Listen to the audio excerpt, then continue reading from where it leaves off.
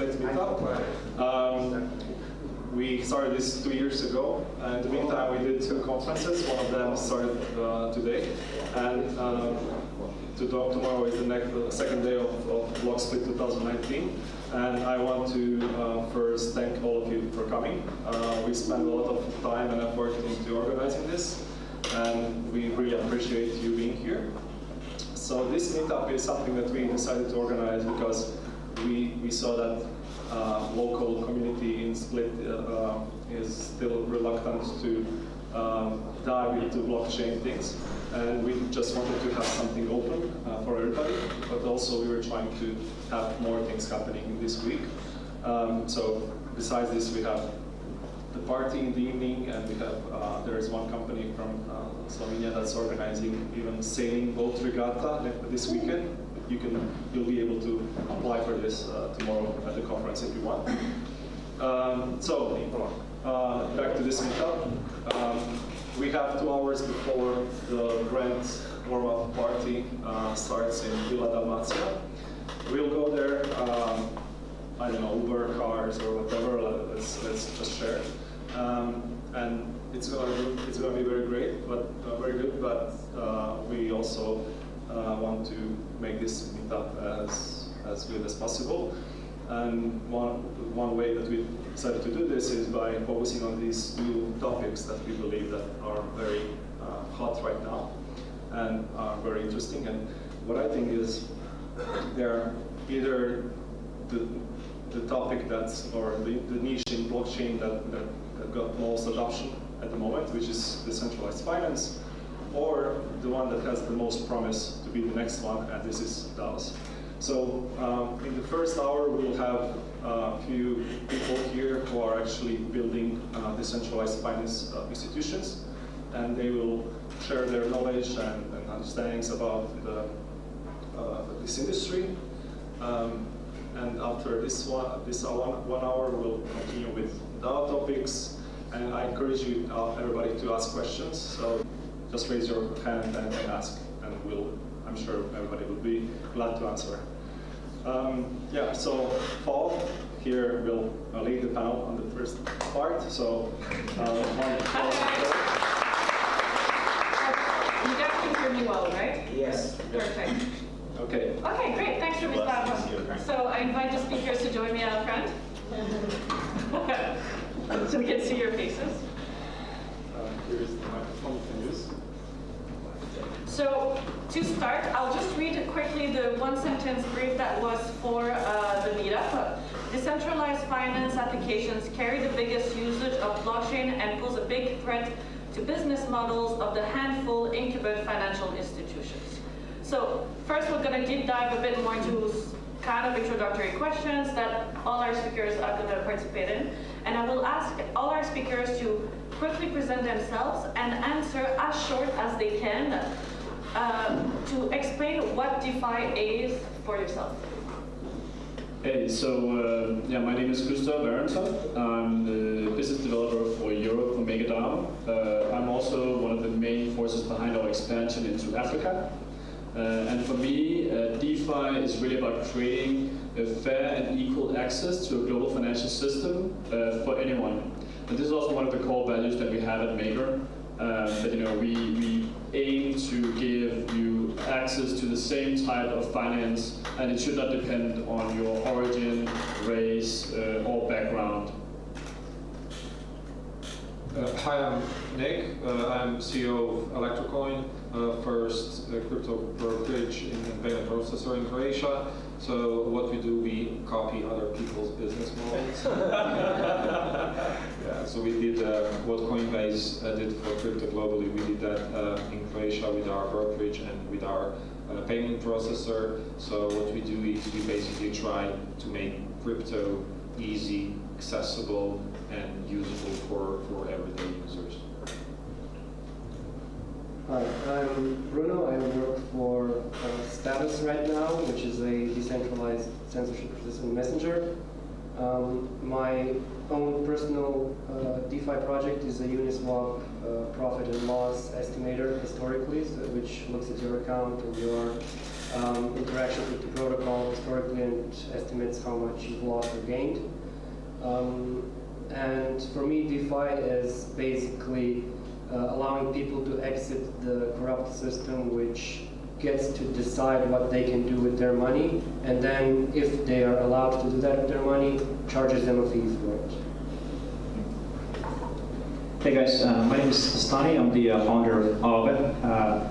One of the products of Aave is ETHLend, which was the first crypto-backed lending marketplace built on smart contracts and so forth.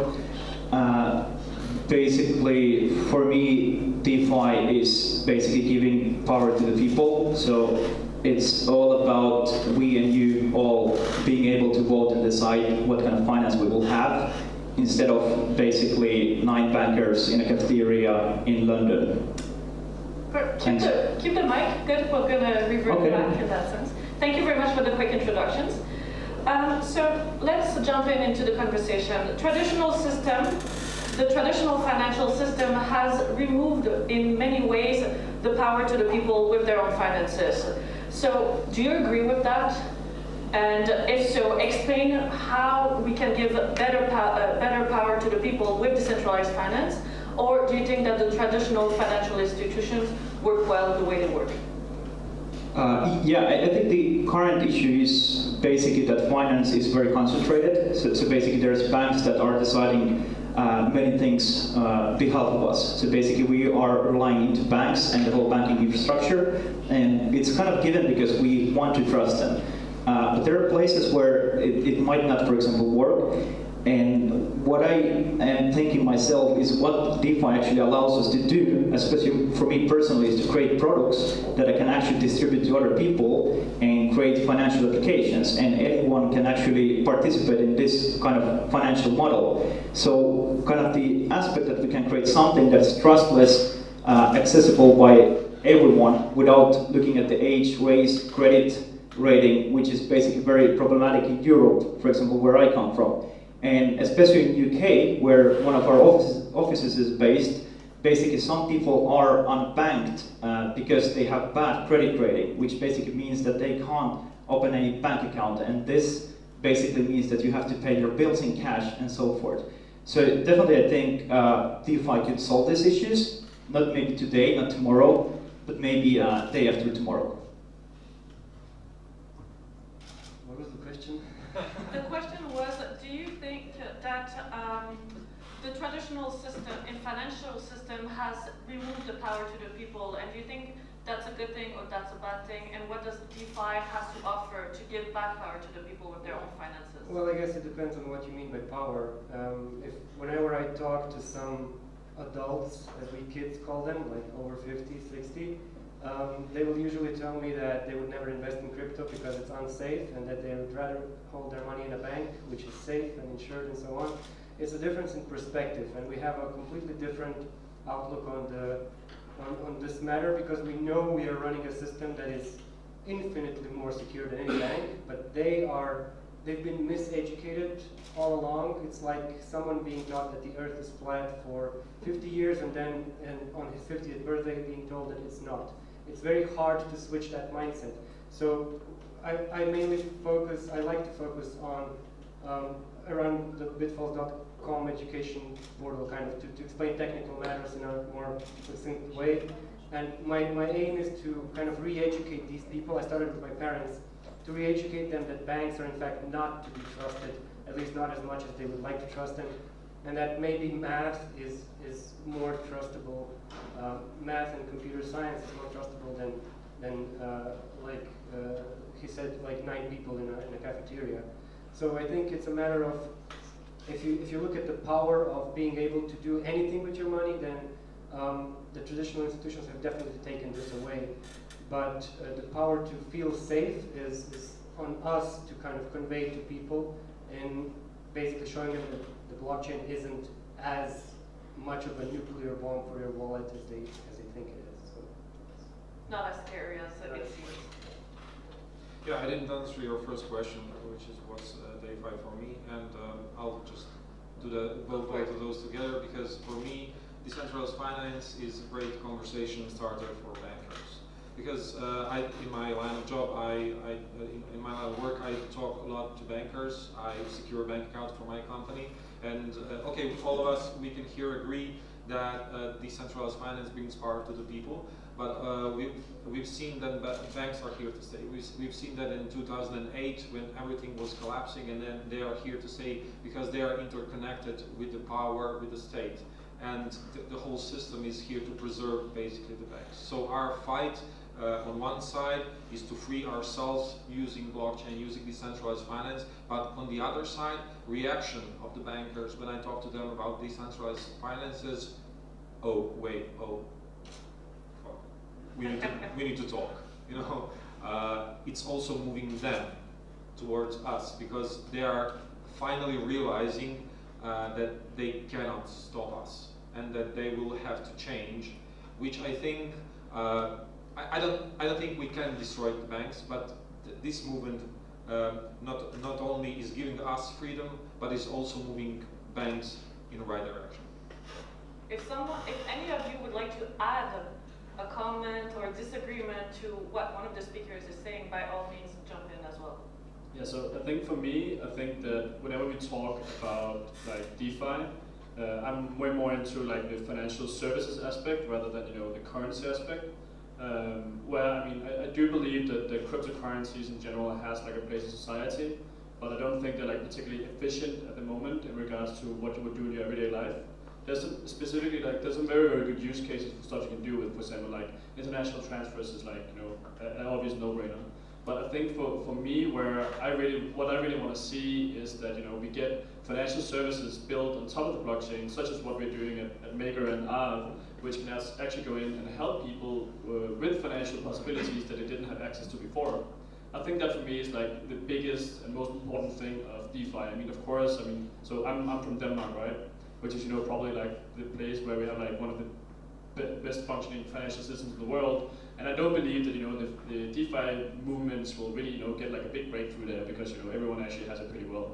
But as I said earlier, I'm doing a lot of stuff in Africa, and there's a lot of these places where people just don't have access to finance. They don't have access to be able to start a business. They don't have access to credit or anything like that. And in some places, they don't have access to a stable currency. So of course, the cryptocurrency can really help them there.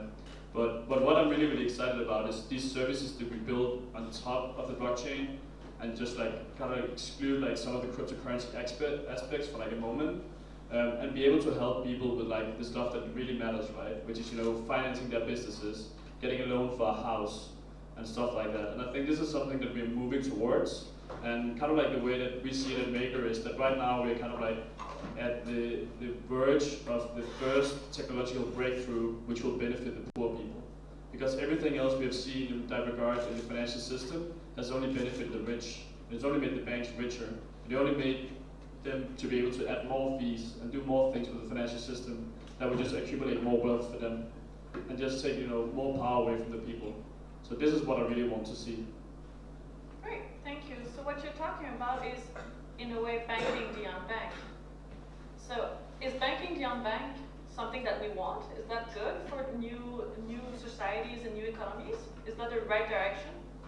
Yeah, it's definitely, if you can start redistributing wealth, every time you allow like poor people to take finance, there's like a redistributing of wealth where, it's much easier to kind of like lift, a large part of like the poor people into like a scenario where they actually have like a better life than trying to like lift like the people in like Denmark to get like a 1% better loan or something like that. It just doesn't really make sense, right? So yeah, I think a lot of the things that we want to do is like banking the unbanked, but I'm not saying you should go into like a centralized bank. We want to see them go into a decentralized bank, right?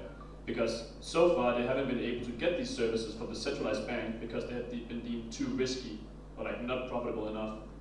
And this is where like our system is completely permissionless, right? We don't care where you're from, we don't care your race, we don't care your country. We only care kind of like what can you supply to the blockchain, and then based on that we will give you an assessment and a loan.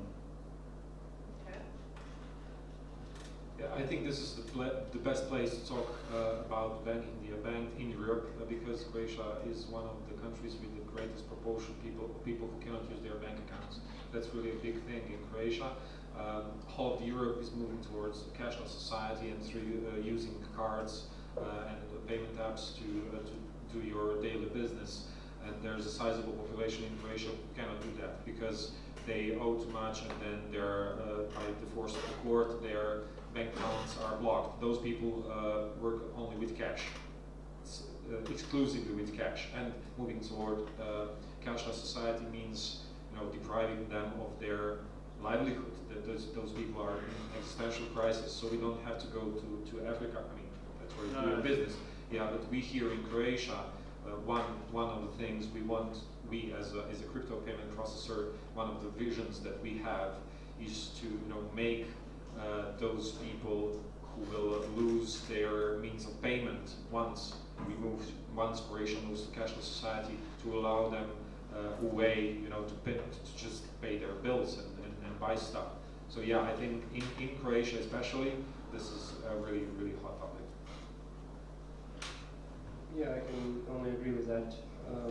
I would just like to add that just blanket stating that banking all the unbanked, I don't necessarily agree with that. To me, it's akin to opening all the prison cells and letting everybody out. Some people were unbanked for a reason, and let's be smart about who we give money freely to. But then again, it's not that easy to actually. I mean, sure, Maker has a noble goal there, but in order to get actually a loan from MakerDAO, you have to have 150% more of that in crypto, and there's not a lot of people in the third world who do have that, who can make that happen for them, and who can get a loan that way. So my question to you is, how do these people in Africa actually get loans for the businesses?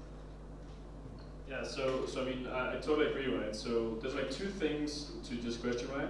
So the first off is like in single collateral DAI we have right now, where we only collateralize by Ethereum. Then, for example, we have a solution in Nigeria coming out where we'll have a DAI debit card, where the CDP port is directly integrated with that. So that actually means that you can put your money in Ethereum and then take out a line of credit directly against that Ethereum and spend it on your card. So that's like one way that people get like everyday finance while still being exposed to crypto if that's what they want. But we also have in multi-collateral DAI, which is the solution we launched later this year, where we will allow any type of ERC20 token to pass our governance process to be used as collateral. There we are looking into, for example, you can create a debt obligation. So based on like your blockchain trading history, you can create a debt obligation on that credit history, which is basically, for example, that you would pay me $1,000 over the next 12 months. This has value, right? You can actually use it in the system.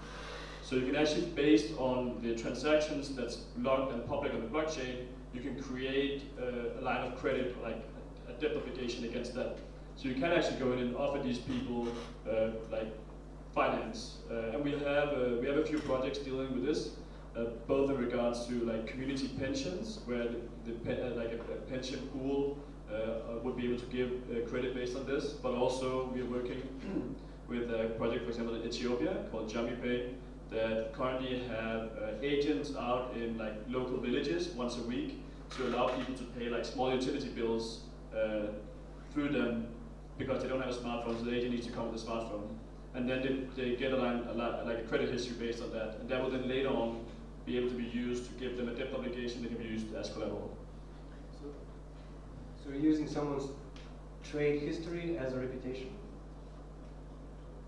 Yeah, so I mean, I think the reason why I said like trade history is mostly because a transaction on the blockchain is kind of like a trade, or you do something with it, right?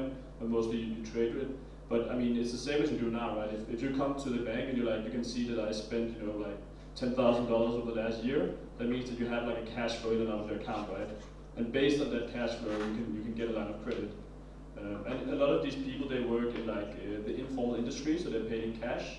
So they don't have a bank account that says that they get in $100 a week that they get in from salary. So the way they usually base like the credit history on them is based on like what are the transactions they've showed in the past. So yeah. So Stani, this is a similar topic or issue that comes with app as well that Bruno mentioned. I think this was an interesting thing because like I kind of agree but disagree in some aspects because I think the unbanked thing kind of like I agree that basically some guys are unbanked for a reason, but for example I think in one way like having a bank account has to be like your right, you know what I'm saying? I mean kind of like if you have a right to speak and right to vote, you have to have a right for a bank account because we are living in an economy where we need a bank account, we need to pay bills and so forth. And what happens now in UK, since 2007 to 2017 and 2018, there was 42% basically rise on the unbanked people, and most of the rise are because of the bad debt. Because they have bad credit ratings, they are not allowed to have a bank account. Banks will not open. And I just think that's not fair, and that's why we are here with cryptocurrencies. And for example, what we are doing in Aave, we basically, one of our products is Aave Pay, where actually you can use DAI, which is a stable currency. You can basically use DAI to pay your bills if you don't have a bank account, for example. And I think in one way, it's kind of like something that everyone should have a need. But I think the question also is, I kind of understand when you look at like systems like what we are doing, kind of like collateral-backed loans, and basically the make your CDPs, it's hard to realize that it's kind of like you need to overpledge your collateral, so basically you're putting 2,000 to borrow 1,000, but in one way, I have a kind of vision that it's just one like a backbone. I mean, it's kind of like infrastructure, and what comes from this infrastructure are different kinds of derivatives. And for example, I think for Maker, the derivative is basically DAI that can be used as a stable currency in countries where you don't have a stable currency or you have hard access to actual currency, and helps you to do business there. And once you do business, you get basic trade history, and that trade history could be used, for example, in the lending protocol that we are developing, and basically we could grant at some beautiful day basically credit-based loans based on what you have done in your previous life. So I'm just saying that it's not black and white. I'm just saying that basically there's a huge amount of people there that are basically suffering because of the current banking system. And I know one thing is basically banks are getting bigger and bigger. I mean, the gap between rich and poor is getting like way bigger all the time. And I'm thinking just that basically finally we have with decentralized finance actually a way to affect this thing, and it's up to us. It's not up to actually MakerDAO or us here. It's up to us, like a bigger community, to actually do changes. I mean, if we adopt this kind of a new economy and start basically do these decentralized decisions, then we can make it. Otherwise, I won't say that banks will win. I think it's a technology for them as well. I mean, it's just opportunities. I saw a hand raised in the crowd, 2 hands raised in the crowd. Can you stand up and no? Very big. Or repeat the question. Yeah? So for the microphone, No. He answered actually one of the questions. Okay. But Corrado, unbanked. Bruno. Okay. We have a live stream, so that's why we need the microphone. I mean, I can comment maybe a little bit. I mean, it's all very nice and fluffy that we want to unbank the unbanked, but like Bruno said, there's a lot of people, Croatia is the example, who accumulated debt for intentional, and then they dropped it. So there's 2 sides of the coin. So, and the world is never black and white. So one of the biggest threats to DAOs or decentralized finance is how to handle these kind of situations. So if you want to be open and available to everyone, you also need to have a mechanism to punish the ones who are doing it intentional. So, but if you then ban these people, then you might as well use the banking system, because this is where we started. So maybe a comment from all of you, I think would be interesting. This is very interesting. Just one thing to say quickly is yeah. Just one thing, one difference that I see from my perspective is just like either it's kind of like where we are living now, it's like big banks deciding things, like the cafeteria example in London, you know.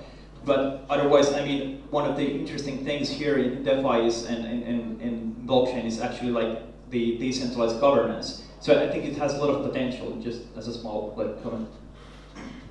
Yeah, I think we ended up in this terminological mess because of a misplaced metaphor.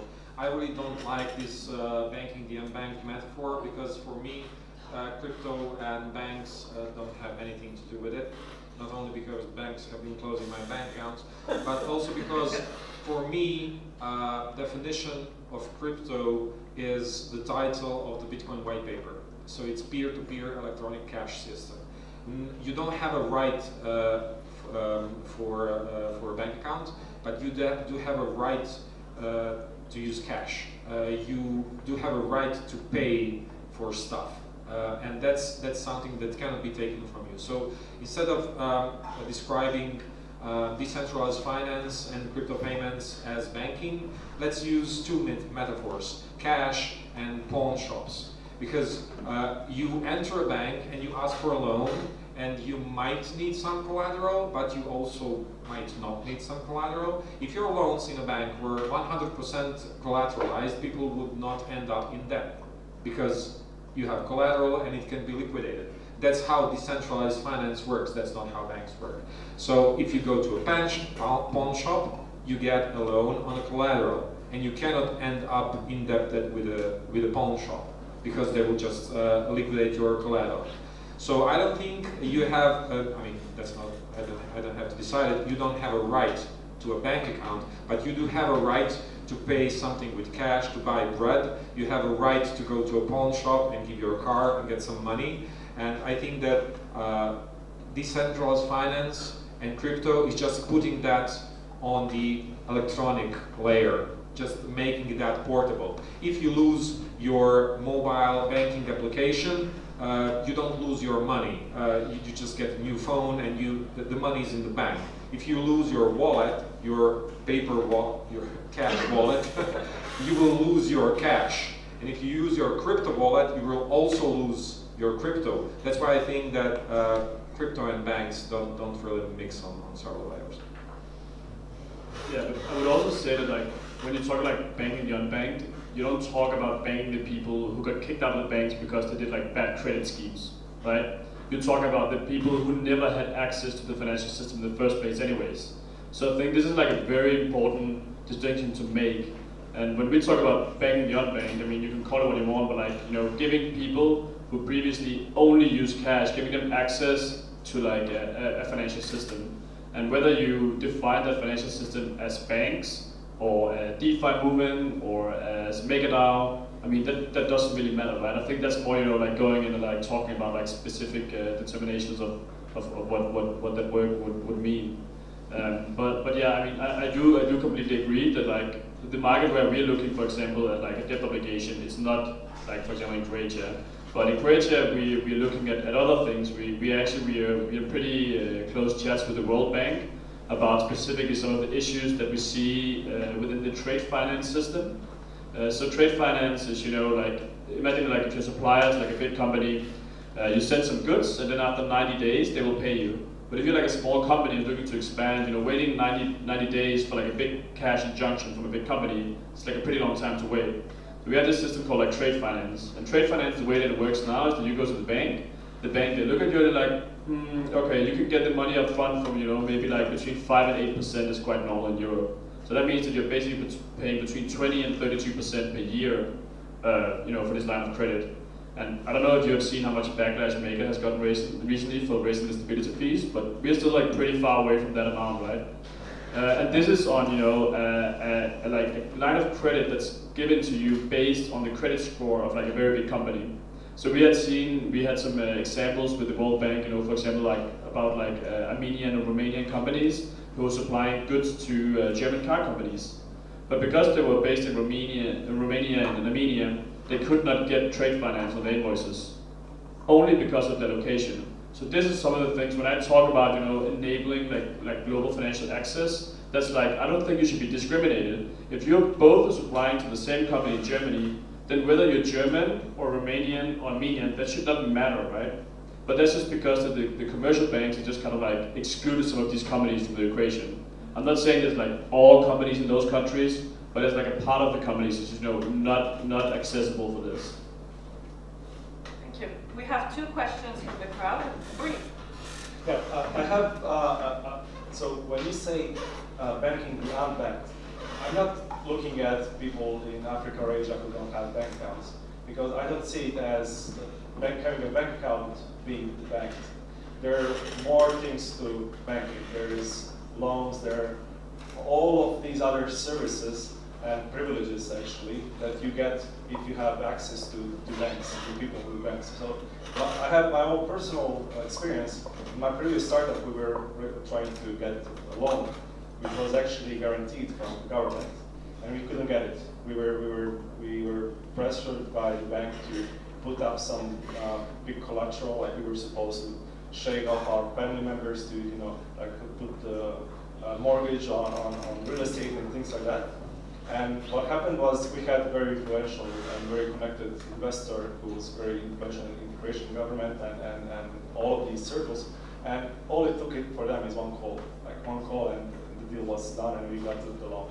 So for me, that was like, I really would like to have that. And I think with Maker, this guy doesn't have anybody to call, but I also don't have anybody to call. And I get the same terms as he does, and it's the same thing for anybody, be it the banker from Wall Street or, I don't know, Donald Trump or whoever, we all have the same terms. And this is something that I see as the biggest promise, and I think this is something that we all here lack and really need. Like, here are potential or real entrepreneurs, people who, if they had the same privileges that people near the power circles had, and the access to this capital and all of these services, they could be pretty damn entrepreneurs, they could build new companies, they could even start really good things. And this is not possible for us. And in this sense, as we are looking at these people in Africa without bank accounts, with pity, everybody in Zagreb and in Bristol and I don't know, Wall Street is looking at us. Like, these guys are paying so much for these little loans, they're paying so much interest, or they have to rip their skin off to get something, some service. And I think that this is the promise of decentralized finance, and this is something that we should actually talk more about. And I think the people who are here should think about these things as these are opportunities for them. We have a few questions from the crowd. This is interesting because if you remember during the crisis into the financial crisis 2008 and 2007, and one of the cases for many companies in Spain, but also in other places, that basically closed not because they didn't have revenue, but because of the credit from the banks. The credit was raised like several points, and then basically they ran out of cash flow, so they had to close because for a company to run a company, probably you will need like a credit line with, to have a positive cash flow between between payments. And the case right now is that many companies were actually excluded from the financial system, okay, because they couldn't afford the raise in the credit, and they had to close down. So I think that DeFi is also interesting if we can make clear rules for everybody, and also we can try to solve these kind of things with the bank, because right now the banks are playing their own game, and this is not a game that is meant to help the people in the street. It's not a game meant to help the companies out there. It's not a game meant to help the productive companies in a country. So I think that here in financing blockchain, we have like two approaches. The first one is to build like the next Goldman Sachs on the blockchain. And this is not really interesting, by my opinion, to make the same shit again. I think the most interesting part is to create like a fair financial system for everybody. I think that could be a better marketing message rather than banking to bank. Makes sense, because there are already people banked in Europe, in Western Europe, like companies, individuals, something like that. Wait, Luca, there was somebody before you for the question here? No, You've had your hand up for a my while. only comment was connecting to this one is we should stop calling it the unbanked, unbanking the unbanked, because this example, your example, that's actually what it's all about. There you go. Access to finance. Access to digital cash, or freedom of transactions, whatever you want to call it. by all means, go for it. Yeah, so I just wanted to comment on, or get He's a banker. No exactly. questions? No, so I'll give you a 3-second background. I was an investment banker. I quit. I'm only. No. Wait. I'm only alive. I'm a little bit joking because of Luca, because we got it in crypto investment from eternity. So we started, our own startup. What is danger and what I think is harmful, what are you guys doing? And it's not a critic, it's a positive thing. You're oversimplifying things. And because some things were oversimplified, there was a hype and there is a down in the crypto world. Why I'm saying this? Because when you are saying Romanian or North Korean or Berlin company should have the same terms, it's not true. Because the risk, once you get a credit in Romania, in this credit scoring of yours is also country risk score. And in North Korea, a risk of your company getting nationalized is much higher than in Berlin. So you know what I'm saying? So I think again, this depends a lot on the use case, right? I mean, you're talking about credit-based loans. Yes, I totally agree. In that case, it should not be the same. But we are talking about fully collateralized loans. The mega system is extremely complex, and we deal with all these issues. I know, I was a banker, but my point is, even if you're fully collateralized, you have a factory in North Korea, I'm again giving an extreme example. You gave it as a collateral, but then Kim Jong-un says, no, this is mine. You know what I'm saying? So my point is, yes, I fully agree, I believe in blockchain because our solution is based partially on blockchain and AI. I love it. We got an investor about it. I'm just saying it's really, really dangerous when you're trying to overpromise crypto. Once we will stop mentioning blockchain and crypto as a technologies, it's going to be cool because we are developing a service. For example, when I will see it as a successful, when nobody's going to ask what's behind it. Nobody cares when you're paying if it's paid by Swift your coffee or by crypto. You just want to pay it in the middle of the night and not wait for 45 minutes for it. For example. With the credit scoring and stuff, it's really similar. So my point is just in a good intention, banks are not good. I agree. I was a banker. I quit. But it's dangerous to oversimplify because then we run into trouble. That was my only comment. Nothing else. Perfect. Thank you for your comment. There's a question in the back. But so is this just like a No, from maybe the crowd? We're going to come back to the question. It's just a discussion. Yeah, can I comment on that? We have a mic for the guy. So if I understood well, basically you are just doing factoring, right? So I'm a big business and I own like 10,000 euros for a smaller company, and you're using the 10,000 euros, but you know that that's going to be paid by a big company.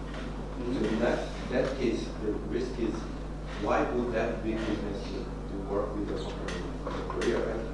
No, I'm just saying, if this big business or whoever is based in North Korea, then... I'd like to keep the talk a bit focused on questions and interactions between the public and the speakers. We can have discussion, debate afterwards, no problem. One question for yes, Maker. Yeah. So how do you educate people in Africa about the mechanics of MakerDAO? How do you explain them how it works? And do you believe that everyone should know the mechanics, or it's important to just leave the system and trust that who wants to know will know and keep the future just with the rest of the people? Sure.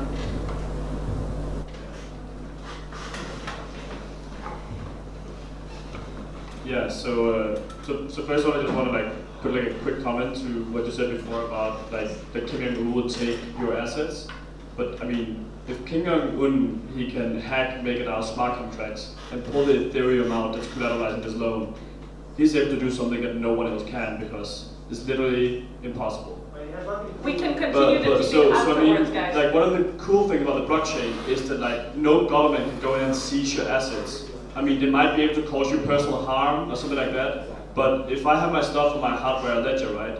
I mean, they can torture me to get it out of me, but that's completely insane, man. I think you misunderstood. Yeah, that was not the intent. Okay, but it's So but anyways, let's move on. You just said that they could take your assets and. Exactly, but not crypto. Yeah, Okay, come on, just two more questions, and let's So, get and everybody then to speak. in regards to the second part of like how we deal with like education. So, I mean, from the way that I see it, of course, there's like several levels of like how you interact with it, right? So we have like solutions now that is, you know, for like a very basic user who just needs like a way to transfer funds. So we're having, for example, we're having like a solution called Mosendo being built, where people don't get exposed to private or public keys. They have like a login. You know, everything is like on the own user's custody. So it's not like a centralized solution, but they're just not exposed to these things that will make it very difficult. So, you know, they just like have a username, you know, you can send money to your friend, like, you know, these very simple things. Then we have like the basic crypto user who's just exposed to DAI, right? And these, of course, they take a little bit more time to educate. But right now, I see like some of the solutions that I believe will have like the most mass adoption from us. That's the solutions where, you know, stuff such as like gas price, like put away, because we actually have like second layer solutions now that deals with these things. And then we have like a more advanced user, which is the ones who interact with the CDPs, who use that to like leverage their positions, so use it to take credit. And these, of course, now is like a little bit more advanced at the moment, but that's also something we will bridge, you know, later on. But the way that I kind of see this is, you know, most people who deal with the traditional financial system today, they have no idea what's actually going on behind the scenes anyways, right? So kind of like this fantasy that everyone should be completely informed about everything that happens in crypto, like, you know, you cannot deal with Ethereum if you don't know 100% what's going on. I think this is kind of like a myth, because in the beginning it was like that, right? In the beginning it was super difficult, but I do believe that we have so many like second-layer solutions now that kind of like build on top of this and makes it like much more easy accessible. And then of course we have like the super advanced users, which is the ones who host the MKR tokens and uses them for decentralized governance. And we don't expect this number to grow into like the millions of people, because, you know, it's the same today, you know, like, I mean, we have like shareholders in a bank, but I mean, it's not everyone who interacts with the bank doesn't need to be a shareholder, right? They don't need to have like an opinion in these things. So I do believe that, you know, we're reaching over to like a place where people can interact with the systems without needing to have like that much, you know, crypto or tech knowledge. Nikita had something to add. Yeah, it's just, I have this feeling that there's this notion in the air that decentralized finance is somehow better than the banks in a moral sense, which is something I'd like to really address, because what decentralized finance allows you is to take a really liquid asset and lock it to get something out, to get money out. I'm quite sure if banks were allowed, if they had means to take something very, very liquid from you, lock it, be 100% sure they can liquidate it, get 300%, get it over-collateralized 300%, they would give you a loan just like that. So I think in this regard, if you're a poor guy who has nothing to eat and you need some money to get you to the end of the month, if you view it from this point of view, banks might morally even be a greater force for good than decentralized finance, because it allows you, they'll just believe you that you get the money back, and for decentralized finance you have to have collateral. What I would like to, how I like to frame it, is decentralized finance is making finance programmable, it's making finance decentralized, it's moving finance into the future, because banks are here to stay as they are. They need somebody to move them in the right direction, and that's what decentralized finance is doing. I don't see, okay, banks are bad, but decentralized finance is, no, neutral. It doesn't care if you're poor. It will simply not give you a loan if you don't have a collateral. That's why I think this moralizing is a bit misplaced in this discussion. Yeah. So, anybody else would like to add something? Good. I'd like to move just a little bit more forward on certain technical point of view with how is it important that protocols and dApps work together? What are the greatest values of such cross-dApps interactions? Yeah, since the mic is over here, that's exactly the point I was making just a few seconds ago. Yeah, because I think that's the greatest power of decentralized finance. You can take this liquid asset, say ETH, put it into CDP, get DAI, it's stable, you can do payments with it, you can put it in smart contracts, you can interact with the blockchain using that, and I think that's the greatest promise of decentralized finance, to be a core of a new system. For instance, DAOs are the second topic of this panel. You know, decentralized finance allows DAOs to do stuff they couldn't do without it. Yeah, I don't think the dApps in particular need to care very much about interoperability because they're interoperable by default, and I think that's the major charm of these systems. I started my Uniswap project because I was a liquidity provider in the Uniswap exchange for a while, and I only lost money because of price fluctuations. It's a very tricky protocol to understand, but I was willing to take that risk because I wanted to explore the platform and see how it works and understand what's happening behind the scenes. And I couldn't understand it after I withdrew my liquidity from the pool. I couldn't understand what actually happened without actually diving in and spending hours on price comparisons and transaction comparisons and historical tracking and so on. So these projects are compatible by default. I think we have a big responsibility as builders on these protocols to make them as UX friendly, as user friendly as possible, and through those means expose them to the wider public and make them mainstream and make everybody able to have access to finance and not bank the unbanked, but give everybody access to finance so that we can then build protocols which will fairly determine who deserves what kind of loan, who deserves what kind of treatment on this protocol according to actual mathematical values and truths that they have shown about themselves, rather than opinions about them that we may have behind closed doors. Yeah, I think the point about the actual dApps or smart contract-based technology that they're already by default interoperable, I think it's pretty important because it makes things easy. I mean, we can build things, for example, you can build one particular dApp that suits one basic need, and you can use, for example, MakerDAO CDPs, use, for example, our protocol, or use, for example, Uniswap as well. So you can do all kinds of things and create a DAO also on top of your use case. So I think in our case, for example, I don't know how many of you guys know how ETH works, but it's basically you put a collateral and you can borrow Ethereum, right? So Ethereum is very fluctuating.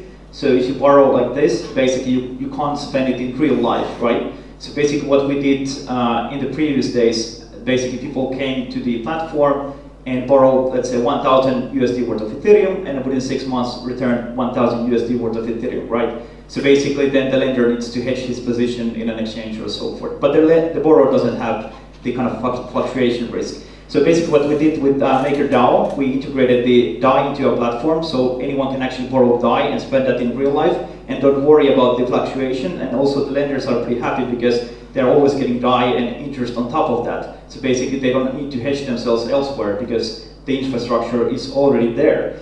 And one particular developer who was in Paris basically develop a system where you actually can, this is a bit funny because it's kind of like refinancing. So he created a system where you can actually kind of like close MakerDAO CDP because of the kind of like variable interest rate, and then open like fixed rate loan in ETH. So it's kind of not a good example for MakerDAO, but in a way it's good because what MakerDAO tries to do is to keep the DAI stable. And DAI is something that we all need. So even though we have a kind of similar model, like basically we have the collateralization as a backbone, but basically it helps them to keep the DAI stable and us to actually use the DAI in our system.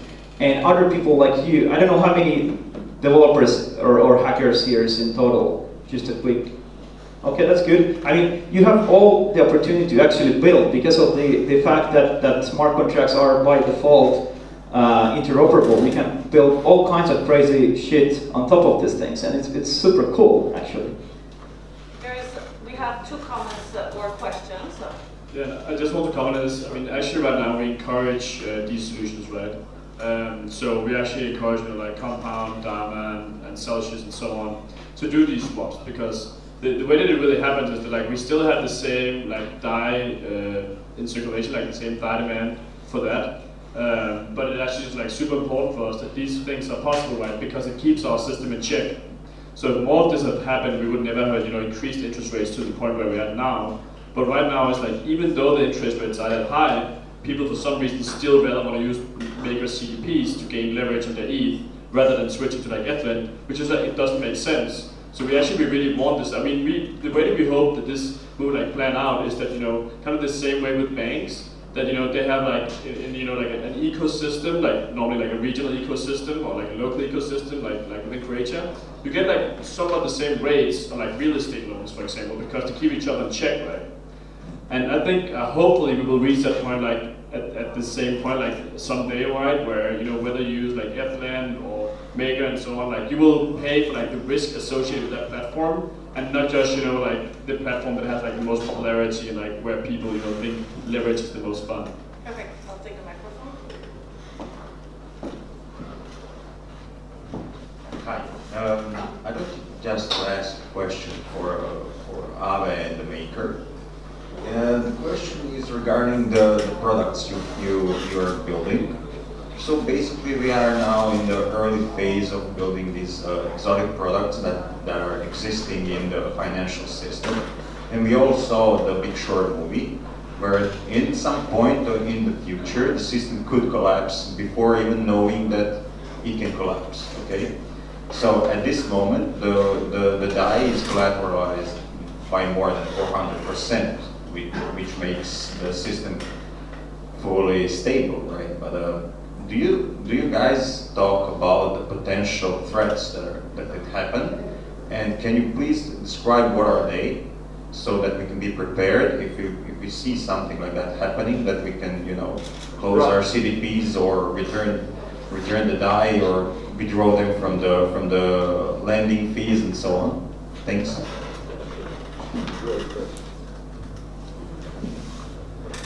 Yeah, so I mean, in the current system, it's just like ETH volatility is of course like the biggest problem, right? But the thing about our system is that like currently you would need like a drop of like 40 to 50% ETH within like 5 to 10 minutes before they actually pose like a risk in the system, and that risk would then be covered by the MKR token holders. But currently, we have $90 million of DAI, almost $400 million of ETH, and we have a price, I think, like almost $600 million of MKR. So there's actually like a lot of insurance behind the DAI issue, right? It's actually like for the $90 million of DAI, we actually have like almost $1 billion in like insurance of that. And I think these numbers will, of course, I don't expect the MKR price to keep on being higher than the collateral amount or even the DAI amount at a later stage. But in the current version of the system, it's just like exposed to like Ethereum volatility.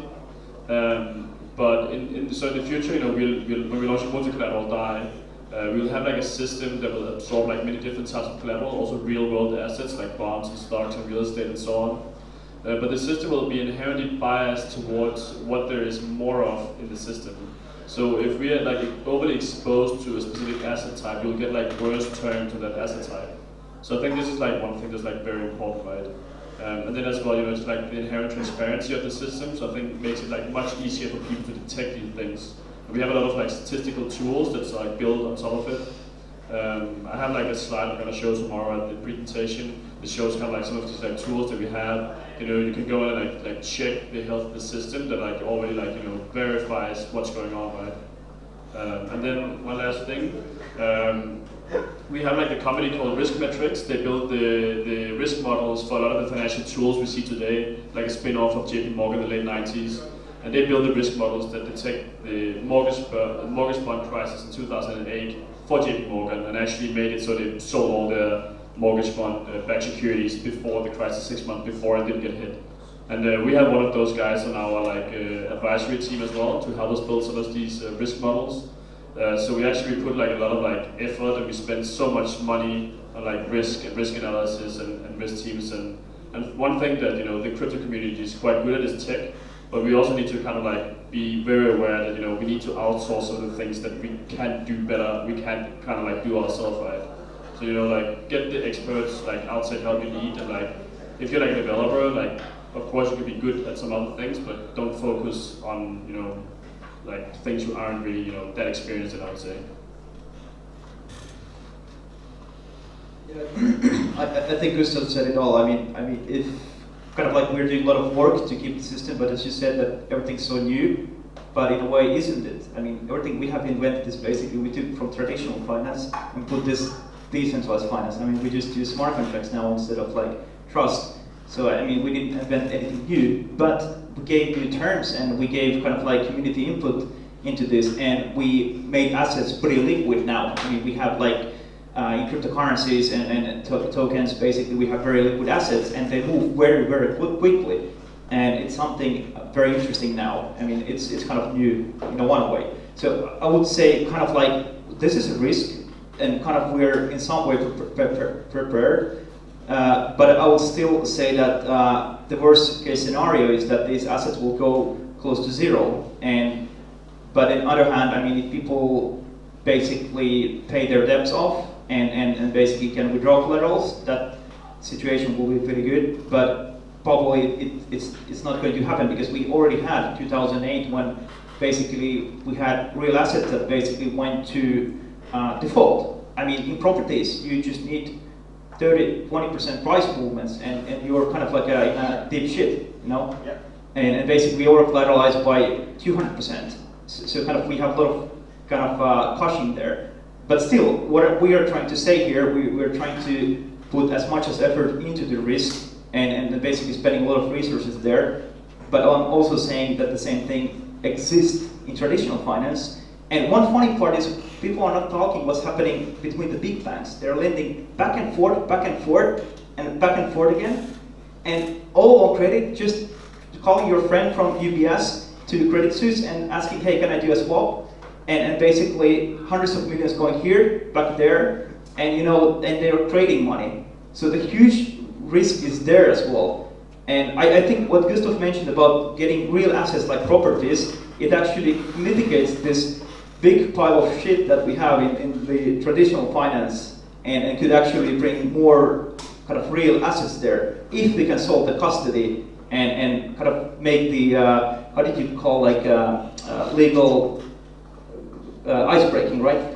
Legal ice breaking, like that we can actually collateralize property and the custodianship is solved. So I think there's risks, but there's a bigger bomb in the traditional finance, and we're trying to make our best. Yeah. Perfect. So we have one last comment from the crowd, question, and then we're done. We have to move on, give a break, and get ready for the next panel. So please speak loudly. Yeah. So just a question, because you, Bruno, mentioned before, you're talking about collateral now, which is fine, which I think is not the solution because, as I said, I was a banker. I started my career in risk. What if I'm an entrepreneur where I have smart and whatever, I have zero collateral? How do I get the money to start my startup? That's something which you have it. You know what I'm saying? This is my question. This is something that will really help the Africans or me as a student. Yeah, sure. Yeah, so I mean, one of the collateral types we're looking into is equity, right?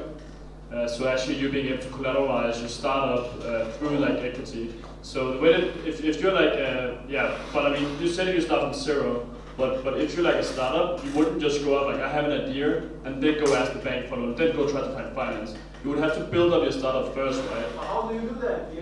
If you're a developer, build your product, do something, I mean. I agree with you, but we are building so complex things in this world that, believe me, we started. Luca knows, we are a big team. You can literally almost zero build by yourself. You need a team. Not everyone is willing to work for free. You know what I'm saying? My point is somewhere else. You are building a factory? I'm seeing solutions somewhere else, and as a big ex-banker, I don't think banks will survive in such a way they are today because it's just too inefficient. But then again, like what you're saying is that if you have a company that's worth like absolutely nothing, of course, like you cannot get anything, right? I mean, that it doesn't matter. But if you have a team of like, I don't know, 15 people, I mean, you already have some build, you have some promise, you have like expected things, let's say you raise capital even, I don't know if you did, but let's say you just raised like $100,000 to 10% of the company. then that means you have value, right? If you issue them in a token, then that token has value. You can then use the token as well in our system. So no, of course, if you come from like, if you just like walk in the street and like, oh, I just got an idea in my coffee break, now I have a company and I'm an entrepreneur. No, I mean, you need to show something first, right? You need to prove that you have value first. I think you're oversimplifying right now. No, You're doing exactly the same. So I have that's the whole thing. someone else. What Bruno said, if it can be mathematically proven, Exactly. then yes, then you can collateralize it. Then if you come up with an idea, I mean, everybody here heard maybe like 1 billion ideas in the last 2 years. They're worth zero. But if you have something back behind it, you can do whatever the fuck you want. Yeah, I mean, if you have an idea that takes like a team to build it, right? Like you know, like get the team, show that you build something. You know, I mean, raise capital in the traditional way. I mean, you can even, you know, if you just get like an angel investment in, you know, then and you issue that as a token. I mean, if you can build like a simple spine, you issue a token. Then you also have like the rest of the company in token value. And this is something that we're looking into bridging into the system. And yes, of course, there will be some companies who won't make it in that part, right? And this is something that's being put into the risk models as well. 90%. But 90% of them will make it. So. But no, I was pointing somewhere else. I was just 15 seconds, and I'll finish. I was pointing into this is what Janko is building. We are so predictable as human beings, and you said it mathematically, that when they were even looking which kind of devices you are using, they were able to predict with a crazy accuracy if you're gonna pay back the loan. That was my point. Like AI in together with data can actually give a loan out, uncollateral loan, and of course you have to have a very good credit risk, risk model which is able to absorb deficiencies in inefficient AI model. That was my point. So because if you're over collateralizing, this is so inefficient. You're not solving the traditional, you're just making it maybe even worse. That was my point, nothing else. Like, okay, yeah, I mean, we have like extremely skilled data scientists on our team because all of our collateral types need, the more data you can provide to the system, the better terms you'll get, right? yeah, exactly. Nicola had something to add as well. Yeah, so if you're raising a new company and you're raising capital for a new company, then maybe Maker is not the right tool, but there is a tool. It's called DAO. So you can do basically ICO for a DAO. So people give you their collateral. They put stake of their own Ether into the DAO, and then DAO controls if you're doing what you promise. You get a loan from the DAO. So, okay, maybe Maker cannot solve that, but there's this part of decentralized finance that can. Because if you have a new company, you would usually go to investors, not to banks. And we can say, okay, if Maker and Eatland are banks, then maybe DAO is the investor. I'd like to close this panel and welcome everybody in the audience to come and join us after the second panel for discussions. And I'd like to thank all our speakers for participating.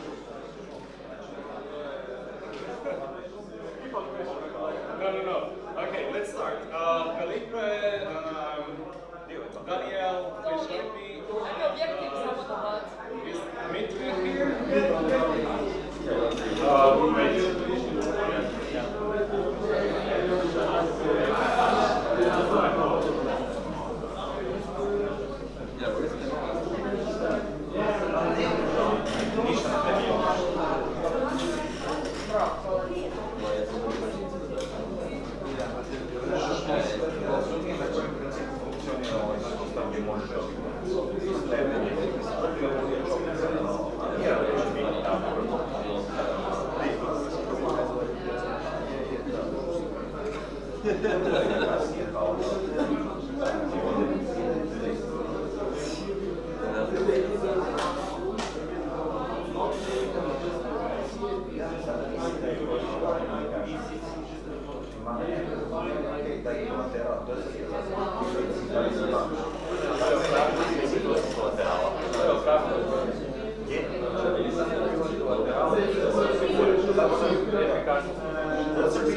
neke druge opasnosti, znači ti ljudi šta će lateral, sve pej, kava i ti se pedali, postoje neke druge prijetnje koje mogu slušati.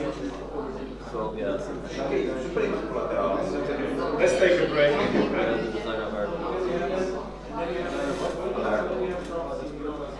Wow, can you join me?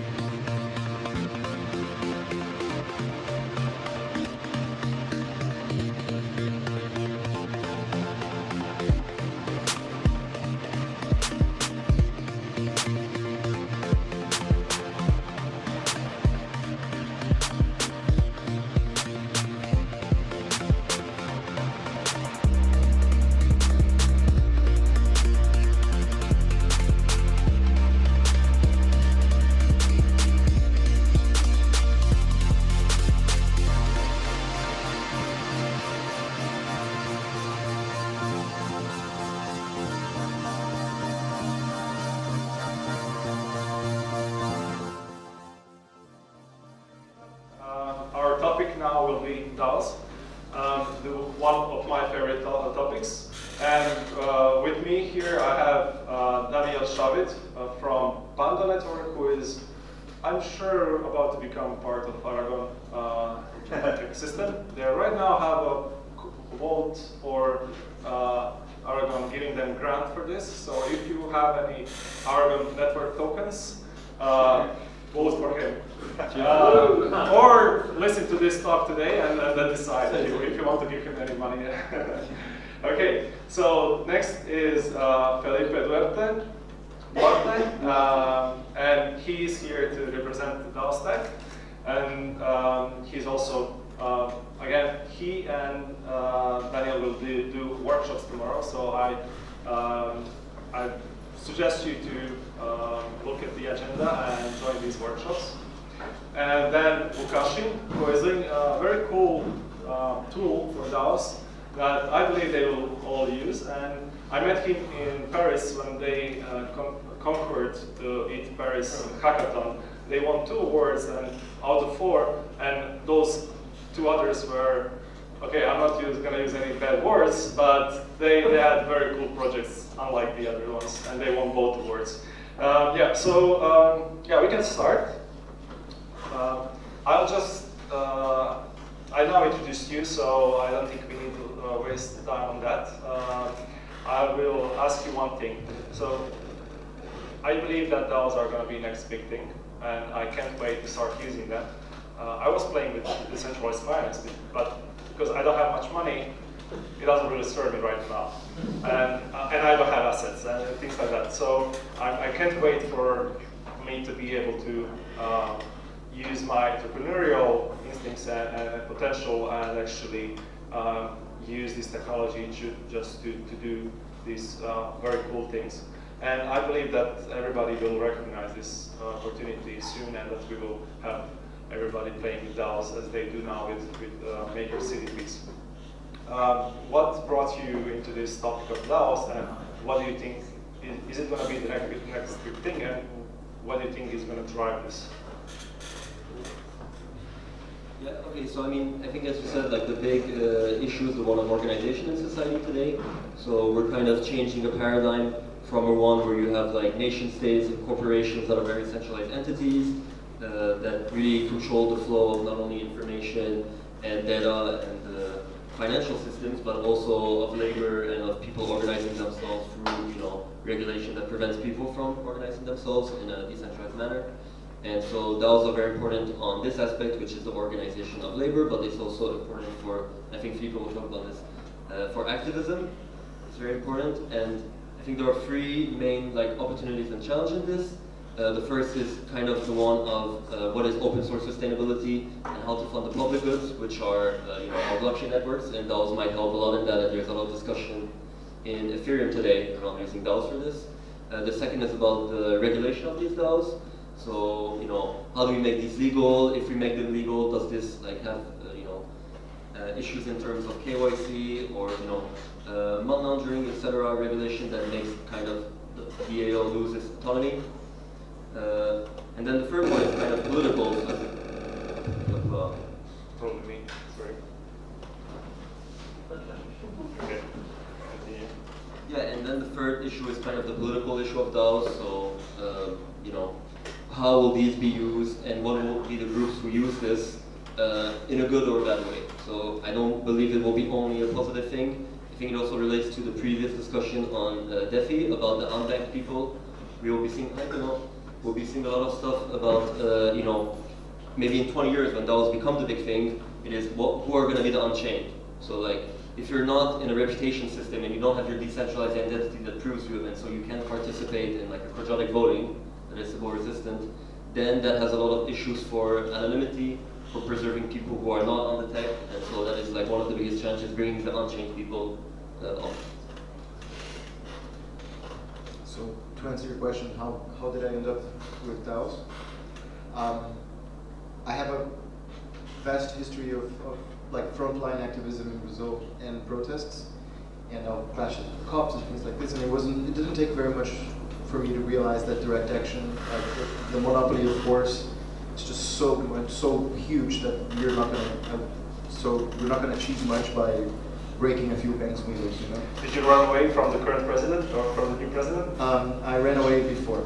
Okay. So it's when not a joke, it's actually a an real thing. It's a real thing. Okay. I had a friend who was executed, so the situation is not a joke. Which was the first female black gay politician elected, specializing in denouncing police violence, and she was murdered. So one of the projects that I'm now unveiling last week, I'm trying to finance it for the Genesis Alpha DAO. It's called Beyond Us, and it's a project to protect our murals. So it's a project aimed at people like me before they had to run, and how to onboard them into the crypto space and allow them to have currency sovereignty and the other many benefits that having action on chain can bring. And that's how I got there. So Eric, who is a community teams of DAO, he used to come to my workshops in Brazil. I'm a long-time facilitator, so I changed my mind from throwing rocks at banks to empowering the individuals directly on how they can actually take control of things around them and create spirals of value with it. So the facilitation, this leads to creating a house, and it's a long story, and I can send you a link to a Medium post that has kind of my little adventure explaining there, and I'm still trying to explain it better because it's not easy. But Eric told me, hey, there are some of these crazy people building this technology that you should know about. In 2 weeks, I was all over Genesis Alpha, turned it down to my job because I was at then living in Berlin, not a lot of opportunities to make money as an immigrant. I realized I was brown, I didn't know, in Brazil I'm white. but in Germany. White privilege is so powerful, it took me 2 years to realize I had lost it. So I was having a bit of a hard time making money, and the DAO saved me.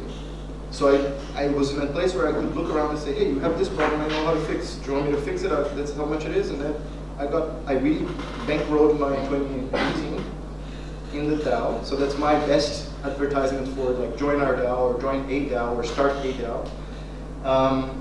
And now I'm official DAO Stacks team, communications, and the workshop that I'm giving tomorrow was a good way to kind of get your feet wet with DAOs, because it was a project that I created as a pollinator, or like not still hired by DAO Stack. And it's... Can you explain what pollinator is? So Genesis Alpha DAO has, like everybody who's in the DAO, we call them pollinators. Because the only function of this DAO is helping create a universe full of DAOs. That's the main function of this DAO. And it's, of course, DAO Stack focused and using DAO Stack technologies. But the main goal in the end is just having a DAOified fucking universe, you know? So yeah, I think I'm talking a lot, so I'm going to pass it on, but throughout this panel, I'm pretty sure you guys are going to understand what DAOs are, or how to join them. And if you don't, just go to daostack.io/ebook and see my last project, where's the ebook that you can go from the beginning to the end of understanding the project. Yeah, so, actually how I got in blockchain in general, and the most important and powerful things, of course, are DAOs, is when I saw the power of incentive that happened when the people started mining. We actually gave people an incentive to start mining, and basically in Serbia, in a couple of months you had no GPUs, you couldn't buy it. And then that reflected to the US, that reflected to the rest of the world later on. But in Serbia it happened like very, very fast. So how I got into blockchain in general is that when I saw the power of that, and previously to that, and previously to my company right now, I did have two companies mainly focused on the internet, of course, because I was born in this era. But I see blockchain very similarly to what happened with the internet. We are just at the very beginning, and it's very hard to see that right now, but we are giving a lot of power to people that previously did not have. And as previously, now with my company, I'm focused on building the tools that are going to actually enable that infrastructure that we are building and facilitate DAOs and everyone else to utilize them. And one way of that, and I spoke also with Adam, you guys have issues that people don't participate to the DAOs, right? You have DAOs and people don't use the tokens we have because they don't know those are happening. And because it's very hard to extract the information when DAOs are happening, when they start, because those are on the blockchain. Because it's very hard to extract the data and alerts from the blockchain. And this is something that we're working on. We are actually alerting the users when some smart contracts are being executed or the state of smart contracts is changing, and when it changes to the state where the DAO and the voting starts, then we go. And we'll be working more and more on into enabling every DAO to actually leverage the technology that we have built. Okay, I have a question, and I have the microphone. Yeah. So, what do you think will be the impact of DAO for everyday person or just the small entrepreneur? Now, I would look at short-term, mid-term, and long-term. Long-term, we're just not going to be able to have a life that is not affected by DAOs, for sure. And that's going to probably happen in 15 years. Because right now, is that long term for you or short term? That's long term for sure. Okay. In the short term, you're going to see very strange things that previously were just not possible. But I can't expect what those things are going to be. But those are not going to be what we have achieved with the internet. It's going to be just completely different things that we can't come up to. I'm not that creative because I'm more into tooling. But I suppose someone else is going to be able to give a more concrete example. So the only thing you're sure is that in 15 years we'll not be able to do without DAOs as is the case right now with internet or with... Yeah, I'm just sure we are at the start of a very big revolution, and we just think that we are at the stage a much layer architecture than we are. We are just at the beginning. We don't have the necessary tooling to do things. Even the blockchain is not scaling, but it's not scaling because it's bad. It's just that we need to build that stuff, and it's going to take some time, and it's okay to dedicate some time, as it took with the internet. The internet, it took 5 years before we had connected nets, which basically were, you had the ARPANET, and you had like many nets, and then TCP was invented, and then those were connected, and you had those that were connected in a different way, and that it was standardized. Basically what happened with Ethereum, Ethereum just standardized a way to connect different tokens, and then you had like a lady that discovered how to make that all scalable, and 8 years after that you had a browser. But it happened like it took some time, and it's going to take some time now. It's just important that we stick to this idea. We don't give up, and we keep building and bringing value that we can. Yeah, it's a terrifying prospect to say to a group of people where we are now, what's going to happen with this technology. Once it hockey, right now it's very on the invisible stage of the technology. Once this hockey sticks, there's no predicting what is actually going to happen. Depending on the day I wake up on each side of the bed, or the utopia or dystopia of DAOs, there's definitely as many dark visions for a DAO future as there are shiny visions, beautiful, bright visions. And I like talking about the dark visions because drama and because fun, but also because we need to talk about it. You know, we are running a serious risk of walking willy-nilly into the dragon's mouth and making the same mistakes again. So it's nice to talk about the things that are uncomfortable to talk about, which is actually my job, is helping people sit with uncomfortable questions, which is what a facilitator does. So, can you give some examples of, like, well, thoughts? Even before the shiny ideas, the idea of dark DAOs was the first thing to happen, right? The idea of people colluding on purpose to do shitty things, and that are illegal, or they're dangerous, or they're, you know, so Just bad. or like to exert, to manifest very effectively the lower aspects of their natures. And that's a real thing that is going to happen probably as much because technology is neutral, you know, or it's not, but I don't want to go there right now. But I mean, technology doesn't pick sides, it can be used by anyone, right? So DAOs can end up as drones. Yeah, killer drone DAOs. Yeah. Yeah, no, yeah, and like even before we start talking about machine learning, automated companies and things like this, but what I think we need to do now is to start creating as many as possible, like to have a lot of eyes on this problem right now, in all the protocols. Please don't fire me. Just use any company you like, I don't care, like, but just let's put a lot of them out there, and let's start making these mistakes faster, before one of the big guys wakes up and decides to try to shake us off the apple tree, you know? That would be my calling. And instead of saying what's going to happen, I ask back to you, like, what do you want to make it happen? Sit with it, envision it in your mind, and then fucking start tomorrow, you know? Possibly at my workshop, but I like the gesture. Yeah, so I think it will happen much sooner than we think. So like take for example the MakerDAO with like a multi-collateral CDP. That is in a way like a decentralized Fed, and I don't know if that's a good or a bad thing, but it's like, you know, if it takes the scale where, you know, these stable coins become, that are managed through a DAO, right, like for their monetary policy, basically become either a store of value, if not a store of value, at least a medium of exchange, then like the reaction of, you know, the current financial establishment will be huge, and the impact on that could be like very fast. Now, also many like different, you know, in different countries there are a lot of calls for direct democracy. For example, Five-Star Movement in Italy, they have like this Rousseau platform. Anybody can go there and propose a text, they can propose an amendment, and like if enough people sign it that are issued to the platform, it goes to the parliament. So I mean, I see that DAO can also be like a very good way to enable people like having a discussion on a political level.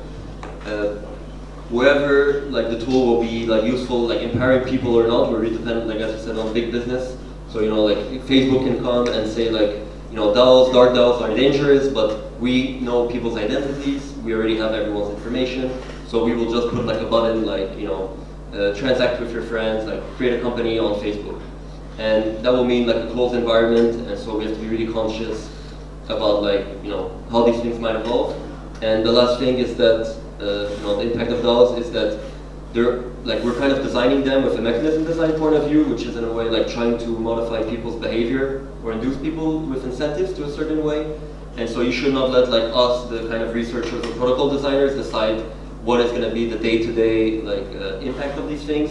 I think everyone should become involved because it will have an impact on them in a very tangible way quite soon. Whether they will interact with the apps themselves or it will be something more transparent, that remains to be seen. I think technology will probably not be on a level where there will be a huge cognitive load and people will have to know about Genesis protocol inside the Aragon mechanics for Colony, but they will actually be able to do very simple things. So for example, there is this project called Budget Box in Colony, which is a simple a Tinder, yes, no on the proposal, right? And from that millions of people aggregating, they kind of put an algorithm and that results in a budget.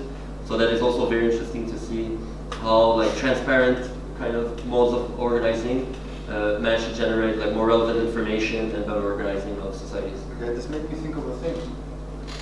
Just a tiny, when we say DAO, there's very different types of things being called DAOs at the moment. If you look at Colony, DAO, Stack, and Aragon, they're building 3 radically different things. So I don't know how radically, but they're different things. They're different animals. So what are the differences? Yeah, it's hard because I don't know enough about Aragon. I'm relatively shared. I will be there. I will be at his workshop. I hope he will be online. Yeah. No, but he already took this workshop before. We wrote it. Just a reminder. Can I just finish this? Yeah, sure. Do you have a microphone? Oh, yeah. So I'll go back to the internet comparison. So what internet gave us was making communications easier and making them as complex as you want. So it's very easy, and I think everybody here has an email, and you can open one in a couple of seconds, and you don't need anything for that. You need just a device. And probably everybody here has or had at one point a Facebook account, which is very complex kind of communication with so many different things. And it's as easy to open it as it's email, actually just in the email. And if you compare this with what we had before, with letters and even telephone, it's vastly different and better thing, and it brought so many benefits for the world and for the people. And what DAOs are our solution for organizing.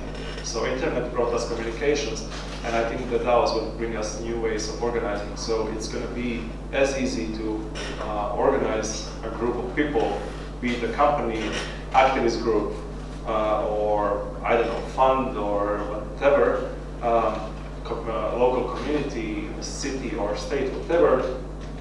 It's going to be as easy, or it's probably end up being as easy as it's to open email or Facebook account.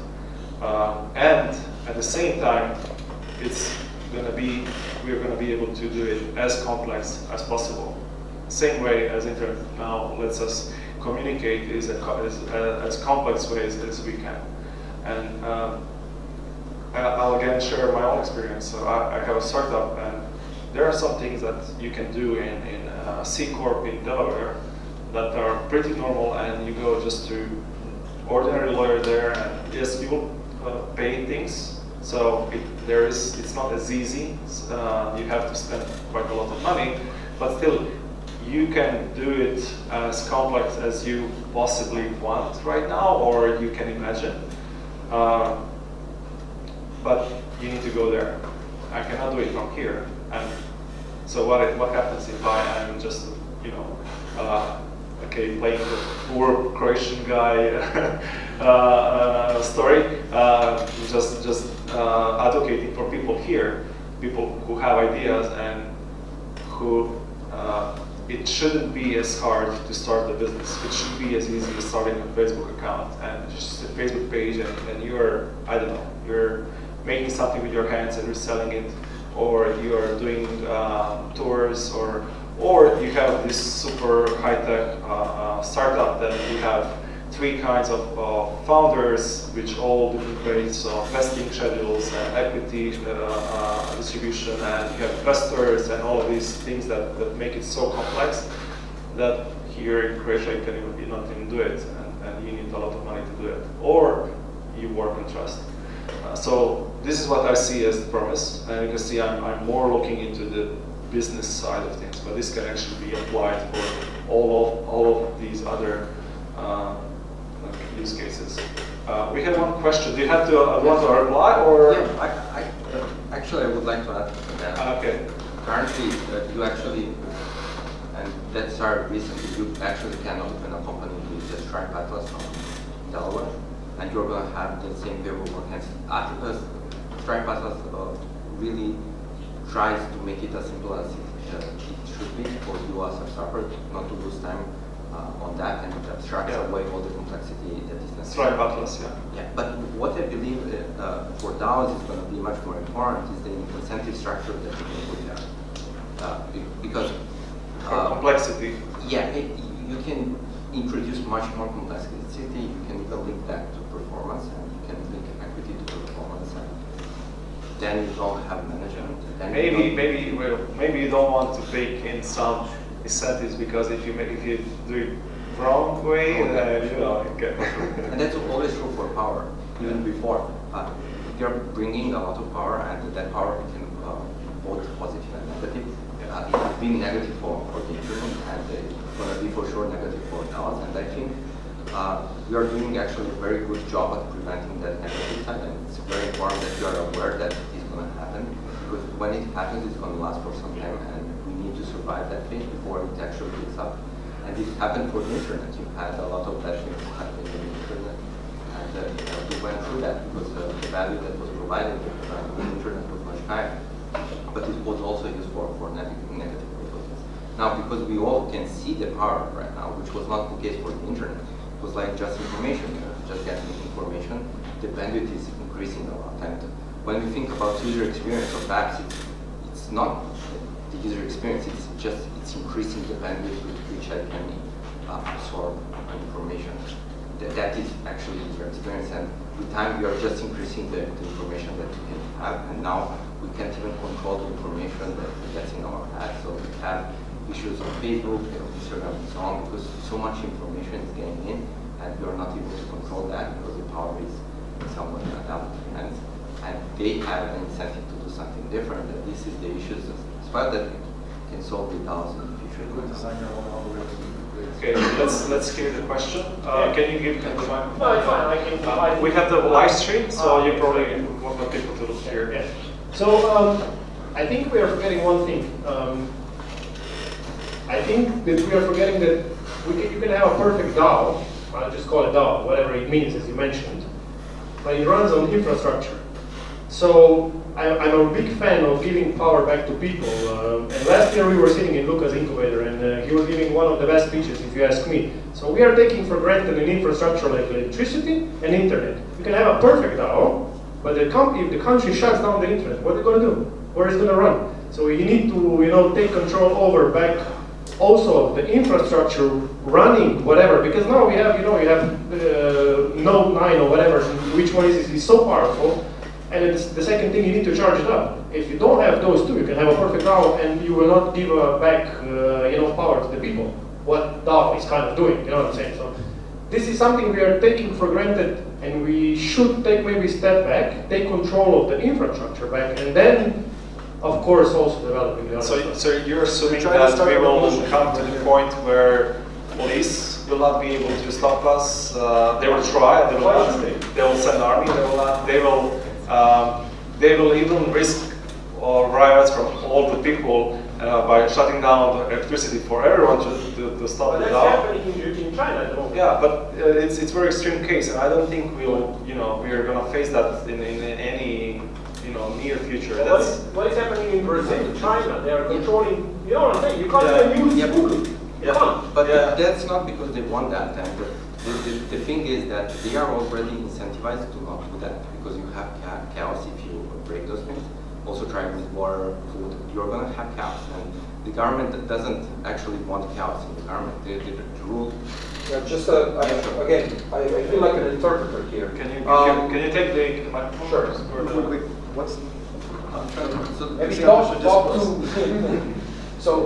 So the main, I think what you were trying to say is that if you say DAO assumes that you have some things settled down. It assumes that there is censorship resistance. But DAOs cannot exist in China, for example, because of the Great Firewall of China. If you want to do what's the Tiananmen Square DAO, it couldn't exist, to my knowledge. So if we're talking about really censorship-resistant autonomous organizations that handle large amounts of people, if they're not a stupid government like ours, who don't know anything about blockchain or infrastructure, we will get away with it. But if there are sophisticated ones like China, it might not be problematic, as they might not need to hurt the general population, to hurt the DAOs, or to prevent them. I think that was the point. I was trying to steer the conversation away from these these Sorry about very extreme cases because yeah, I know. It's super relevant though. Like, Okay. I'll trust you. yeah, I think like the question should be turned on its head. Actually, the question is not like how do you have a DAO if the technical infrastructure is down, but like why are DAOs needed when there is no technical infrastructure? So take for example Venezuela today. Yeah. There is no electricity. There is no way for you to kind of, if you have a problem with your neighbor or in your business, or you want to sell something. First, you don't have stable money. You cannot go to a court of law. That's not only a problem of like there's one jurisdiction, but there is three jurisdictions. There are the natives, there is Guaido, and there is Maduro. So it's a big problem. DAO is your least concern. So we have to build like infrastructure, for example, like solar panels with like electricity that comes and have like a wallet and a DAO. And the DAO is the infrastructure, political and technical, that allows you to kind of have policy and an enforcement of contracts and values without violence and without like a failed nation infrastructure. and it, like by the nodding, you can see that it's a relatively easy problem to solve, acquiring like a mesh network and some electricity. Yeah. So, and I don't understand the point of the count, like it being put as a counter argument to DAOs, because we have to love partial successes, right? So I will take 25% more freedom even if I can't go to 99 any day, right? So that's what I'm saying. Like we can just flip this mindset easily. The main point is that there's a lot of people who don't understand DAOs, myself included, and I think vocalizing these kind of things is super important because you guys understand it and you're nodding your heads, and for me it's like, oh yeah, we spent mind hours on the problem, but I wouldn't say I understand it. Better than a lot of people here. So last quick note, and again, let's remember that we are very early on, and the internet was born in the Pentagon with all the infrastructure they had. It was not born in Africa with electricity. So let's try to first make it work where it for sure is going to work, and then we can think about the infrastructure and how to make it infrastructure proof as well. You can also talk to my lawyer. Nadia has a question. Can I confirm or deny? Or comments? She has something to say. Yeah. So it's partially a question or partially an answer, because as a lawyer, you're dealing with one single thing when it comes to DAO. What's an organization? I don't care how decentralized it is. I don't care how automated it is. Although there's legal standards when it comes to automatization as well. So for example, when you have autonomous vehicles, you have 5 different levels of automatization, right? And when you start with 0, it's completely not automized. So this is when we drive manually. When you come to 5, it's completely automized. And I, as a person, even if I'm on a driving position, I'm not taking responsibility if the car drives into people. But I don't care about the automatization and decentralization. When it comes to organizations, that's where the legal stuff comes in. So you have numerous types of organizations right now, all over the world. And it doesn't really stop at the countries. We know countries since, 17th century. And that's one part of the organizations that we as citizens came up with. And now we have laws that are on the national side, on the national level. And now we're talking about the DAOs and the code, which can pretty much replace the law, and it cannot, because we are still living in a countryside or in a country, and we have to respect both the code and the law. So it's just when we don't, we can change the jurisdiction. That's what the internet brought us. We can, or whatever you want to call it. Then you come to the same point that that man, I don't know the name, sorry. George Gregor. Thank you, guys. I know, yes. Yeah, so that's the point, right? We still live in a physical world. So if we are still bound to the electricity that we have, or whatever runs that stuff, then we cannot just escape the legal system that... Why did you come here, Jordan? I wanted to suggest maybe we can forward the discussion for later. I think it's super interesting, but or come tomorrow on the workshop. Really I will. I already signed up. Yeah, we have a whole day of DAO workshops tomorrow, and I urge you all to sign up and join. There is a sign-up link on the agenda on the website. So, well, as Luca, I don't fully understand the kind of DAO, because I think that we're moving a philosophical question when we're speaking about the DAO, and I think that we also should qualify some concepts here in order to try to focus on the main issue here. I think that, so my understanding from my limited knowledge of the whole thing is that we're trying to address what is a psychological, personal, social problem only with technology, and this solely doesn't work. I think that, and this is a suggestion, there is a whole movement of people out there trying to rethink the way organizations work. And they have been working for a while already. I think about people like Sociocracy, like the responsive movement, like Holacracy, or like the people of organizational design. And these people have already been doing really nice work about how to change the way organization works. And I think I have been working also myself for a while in this thing.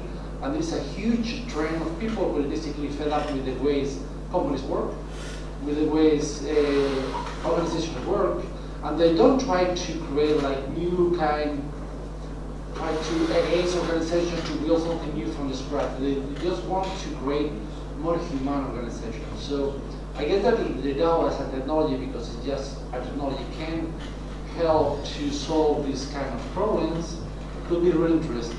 And for me, I think that the most interesting approach for that is to try to speak with these people, with people that is already trying to do this thing from the human perspective, from the social perspective, political perspective, and put the DAO to work, for these people, rather than trying to find the use case for the DAO and trying to get the DAO into places that probably doesn't fit.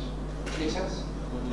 There is this, what you mentioned is basically fixing the problems of organizations, like inherent problems of how organizations function. And myself, I'm very, I see this as I wouldn't say as a bad thing, or I'm not gonna say waste of time, although I sort of said it. I think that the most immediate thing that we should consider DAOs being a solution for is that whole network into which organizations are embedded. So all the organizations that are more than 3 people, just having verbal agreement, are embedded in something. There is I don't know, some code of like a statute or founders agreement, or whatever you want to call it, something that defines this organization, and it's embedded in something or someone who will enforce it. So we have courts, we have other institutions, and these kinds of things. And well, these are not inherent organizational problems. They are problems of these institutions that we use just to ensure that our organizations are functioning. And how it works currently is there are some politicians who have to find all the proposals of how the organization can function. Then they have to choose which one they will put into law, and then they have to put it into law. It has to be voted, and then put it in effect. And then we need to learn how to use this. And this is a very slow process, and mostly in most countries it didn't change for years or years. It changes maybe a couple of years and then changes again and things like that. And it doesn't follow all the things that we actually, as people, want to do when we are organizing. And I think DAOs will do this. They will solve this because they are embedded in technology that basically enables you to do it. You want to create like a digital commune. Or a company. It doesn't matter. The thing is, the country, whatever it is. But the thing is, the problems that we face with inherent problems of organizations that we face them for thousands of years. We are not gonna think of a new democracy model because now we have blockchain.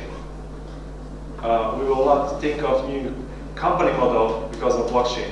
We will start using companies on blockchain and countries on blockchain as they are right now, and then we'll figure, oh, we can do this, and we can do this thing, and we can do this thing, and then we will innovate. So going first, putting in the first place, let's try to find this perfect organization model, and then we'll use it, make it a DAO.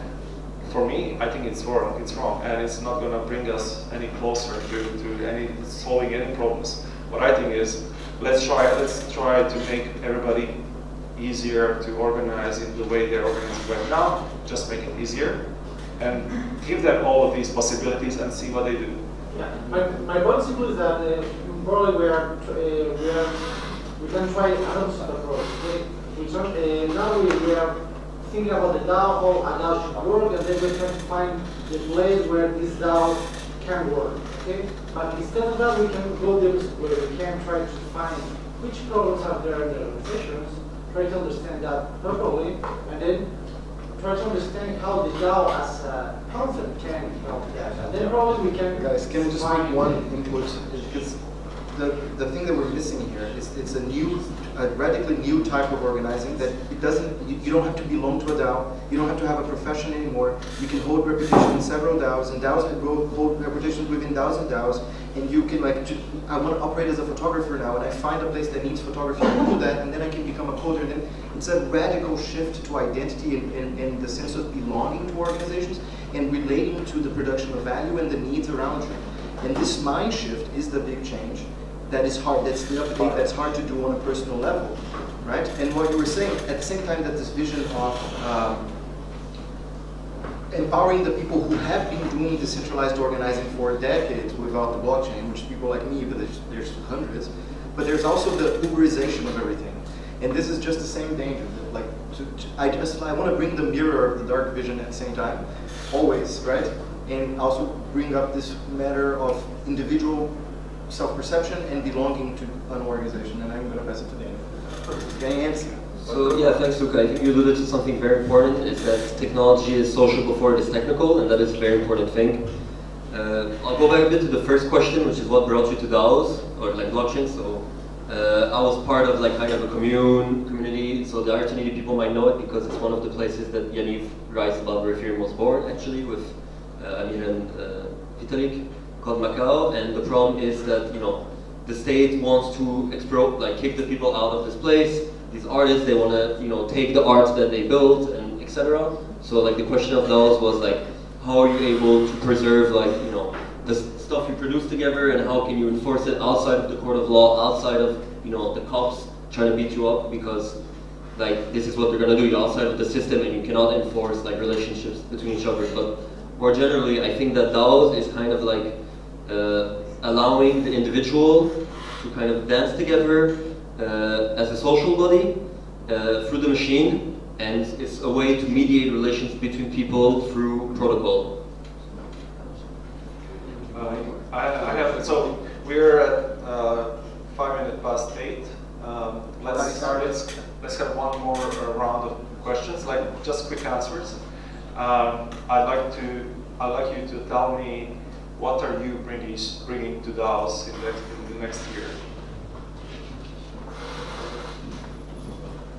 Yeah, so actually we would like to, so currently our platform is very focused on developers, it's not that focused on users.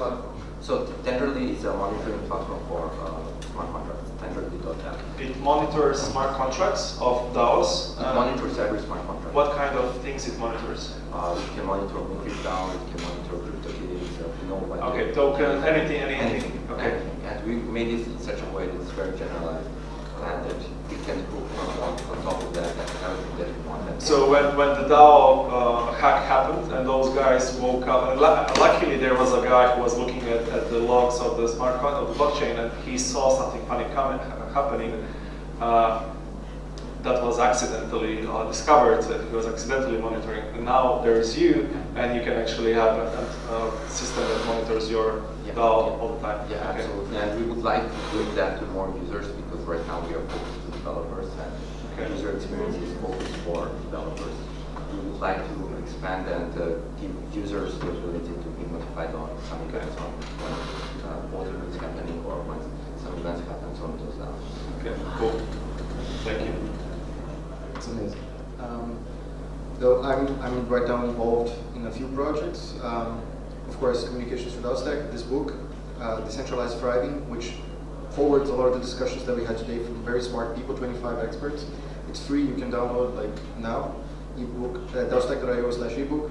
I'm also developing the DAO Design Canvas, which is a workshop methodology that makes you think about the human systems around the code. So it's not about the code at all. It's all about everything around the code.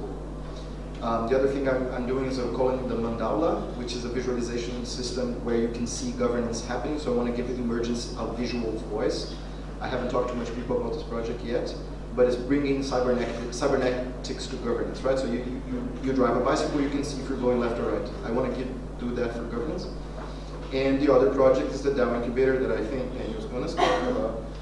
Yeah, I mean, so there's so much shit, so I'll try to be fast. But so I'm doing both DAO, I'm founder of DAO Incubator, Felipe is there, Anya and Darina too. So the DAO Incubator is basically this like do tank, think tank, playground where we are trying to bring DAOs from the realm of like all this, chit chat to actually finding groups that want to experiment with the DAO and just, making a process and helping them, find funding, design their DAO, have good governance, self-governance systems, etc. And like the goal is not necessarily to be like, you're going to become the biggest DAO, but actually to experiment and, iterate and fail and kind of derive empirical knowledge, because right now we're in a very theoretical space. The other stuff we're doing is Aragon Black, which is part of Aragon and Pando. So on the Aragon Black side, we are developing the curve bonding, basically continuous funding for DAOs. So any DAO can basically fundraise through curve bonding in one click through the Aragon UI. So this will help like open source sustainability. And we're also, so Pando, the last thing is Pando, and the Creative Commons license. Pando is basically a decentralized GitHub in a sense that basically, for example, Ethereum today talks about being a DAO or Bitcoin is a DAO, but at the end of the day, the Bitcoin core client or Parity, etc., the code is only controlled by like a couple of maintainers or foundations. And so it's very important that code itself becomes a DAO. So this is what Pando aims to do by basically making every repo, you can go today and make your repo into a DAO, and you can allocate tokens to the people who contribute to it. And the last thing we're doing is the Contributive Commons license, which is a take on the Creative Commons. And what it allows you to do is basically through like open law, you can have like a tokenizable agreement. So any intellectual property that or intellectual commons that a DAO produces today, like Warner Brothers could come and like take the movie that you made as a DAO and like distribute it and make like a ton of money, So we don't want that. We want to actually use the legal system against itself. So the DAO can actually sign this agreement as a legal entity, and it can sue people who are using its production, and that will help basically feed royalties into the DAO and become a sort of like commons that like refeeds all the people who contributed their intellectual labor. What's that called? Contributive Commons, and if you're interested in like. Okay, I'll also share my project. So I have a startup which is not related to blockchain, but I would like to make it as a DAO because it will make my life easier, and it would be cool to have something that's not blockchain, but using blockchain actually. But then I have a problem. I need a bank account. I need our users to pay with credit card. So what I'm building right now is called BridgeDAO, and it enables, it has a network of decentralized network of bank accounts, and DAOs can actually use these bank accounts to receive payments with credit cards, and they also can spend this fiat that they earned. And I will talk more about it tomorrow morning at lightning talk session. So you can come and listen to that. And yeah, so this is it. We're slightly right in schedule, I think. So thank you all for coming.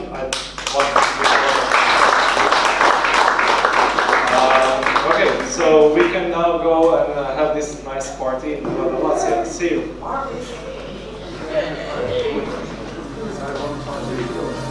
Stop.